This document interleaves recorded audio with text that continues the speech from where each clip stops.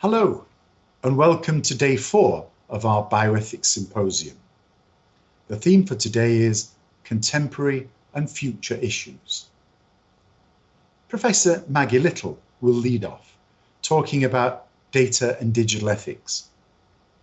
Novel data and new data analytics, including machine learning, are transforming society, including in clinical and public health. These advances hold potential for both promise and peril. Her presentation will outline issues in data and digital ethics key to ensuring their responsible design, deployment, and governance. Our second speaker will be Professor Gaël Giraud, SJ.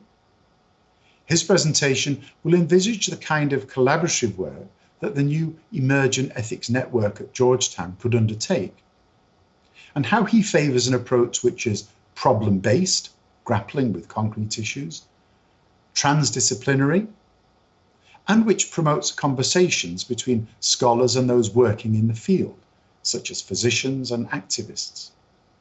He discusses some examples, including the real-world data versus randomized control trials debate in both development economics and clinical trials, the incompleteness of the language we try to speak when engaging with the manipulation of DNA and its relevance for the precautionary principle, and the need for a hybrid perspective taking into account the environmental evolution of the planet, the social evolution of human societies, and the spread of diseases that interact with global warming and human activities.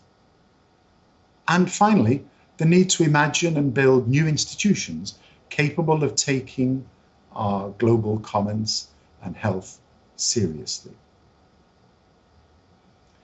Our third speaker, Professor Jim Giordano, will speak on bold new neuroscience, brave new neuroethics. Professor Giordano will provide insight into newly emerging tools and techniques of the brain sciences, and will discuss the ethical issues they generate and possible methods of addressing and resolving these questions and problems on the 21st century global stage. Professor Quill Kuckler is our fourth speaker and will speak on a non-ideal theory of sexual consent. Professor Kuckler will explore how and when consent to sex can be possible for people whose decisional autonomy is compromised, such as people with moderate dementia and people in unequal power relationships. We'll argue that the possibility of consent is dependent not just on people's capacities, but on their partners and their environment. And we'll propose tools for scaffolding and enabling the possibility of good quality sexual consent under non-ideal conditions. The final speaker is, it's me, on Desmond Tutu, George Carey, and euthanasia. I will outline and evaluate the arguments of former Archbishops Desmond Tutu and George Carey in favour of legalising voluntary euthanasia. I hope you enjoy all of today's presentations.